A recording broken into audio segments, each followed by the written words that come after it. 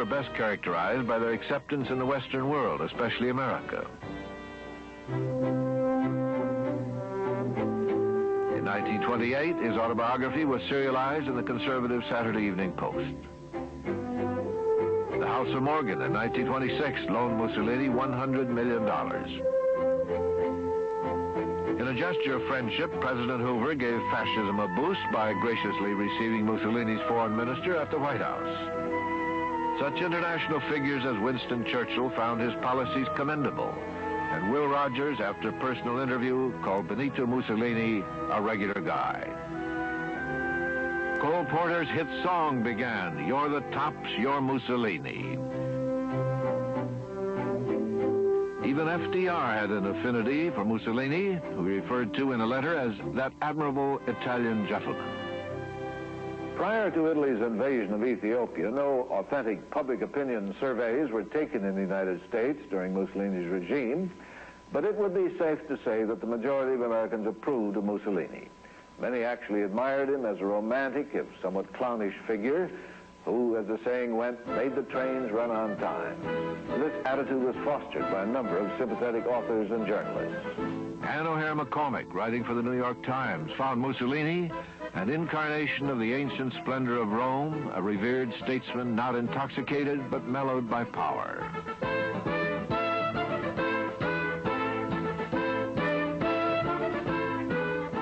Lincoln Steffens, a widely syndicated journalist, waxed poetic that, I quote, "God had formed Mussolini out of a rib of Italy." As early as 1923, however, Ernest Hemingway wrote that Il Duce was the biggest bluff in Europe.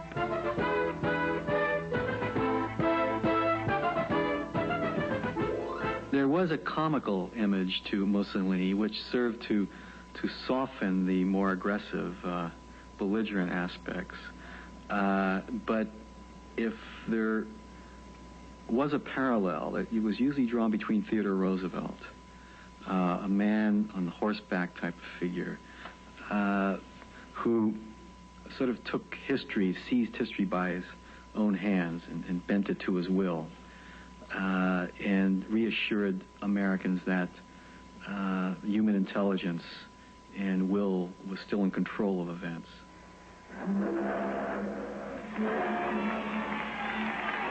From San Francisco to New York, Italian-Americans lionized Il Duce. He gave them a new sense of identity. Mussolini was symbolic to American Italians, not because Italian-Americans were fascist, not even because Mussolini was fascist, but because Mussolini was an Italian. And the Italian-American population in the United States, being near the bottom of the socioeconomic ladder, felt that Mussolini was doing something. He was getting headlines for Italy. They were proud of the fact that Italy now seemed to be one of the great powers, and this rubbed off upon them as one of the lower levels of the American immigrant group. For the blacks in America, it took a flamboyant figure, Marcus Garvey, to remind them of their African heritage. In the 1920s, his Back to Africa national movement influenced many blacks. A colorful adventurer and aviator, Colonel Hubert Julian, known as the Black Eagle of Harlem, urged his people to join their brothers in Ethiopia. Blacks were developing a political consciousness. Novelist Richard Wright described their bitter legacy.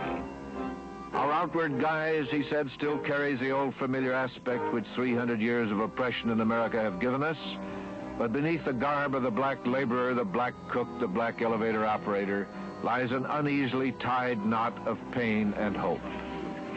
In the summer of '35, many American blacks signed up to go to Ethiopia. There is no record of how many, if any, actually did go. Nevertheless, the hostility between blacks and Italian Americans became intense. There are a number of them, riots in Harlem and in Little Italy and Mulberry Street in New York City, and there were clashes reported in Chicago and San Francisco between blacks and Italian Americans. But the most dramatic episode occurred during the heavyweight prize fight between Joe Louis and the Italian contender Primo Carnera. There were riots afterwards outside the stadium and knifings, and some pistol shots were fired. The New York riot squad had a busy evening that time. At the same time, most American blacks were far more concerned with surviving in what they considered to be a racist America. And we must remember also that these were Depression years, and that Depression years were even harder on blacks than they were on other people. So that the energies of American blacks were spent primarily on eking out a living, finding a job in Depression America. As for the national policy, it had not changed in the 30s.